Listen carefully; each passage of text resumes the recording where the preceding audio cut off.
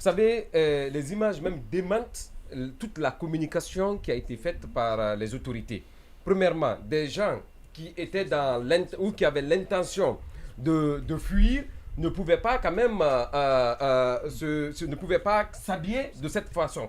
Et on ne pouvait pas retrouver, ils pouvaient soit être avec des périsports ou avec des éléments, des maillots et autres, mais vous avez vu le colonel Keboro, il est avec des tapettes, quelqu'un qui avait l'intention de s'évader à Macky Sall également. Et à Macky Au moins il allait porter jean, t-shirt ou Lacoste. On pouvait dire qu'il avait l'intention. Est-ce qu'il avait le temps de parler, de se changer? Deuxième chose, vous prenez Blaise Gomou. Blaise Gomou, il était en basin et en chaussures, comment on appelle? Non, lui aussi, Macky Sall. Macky Sall. Quelqu'un qui avait l'intention de fuir de la prison, c'est pas le même mode vestimentaire. C'est pas le même vestimentaire. Au sport. Il se réveille de son lit, on sait que beaucoup s'habillent comme ça, de cette façon, mais pas avec une chaîne, parce qu'on m'a toujours confirmé, quand il est prêt à se coucher, il enlève sa chaîne. Ça a toujours été le cas. Je vous dis, il y a eu un scénario, il y a eu une mise en scène qui a échoué sur les images et sur la communication.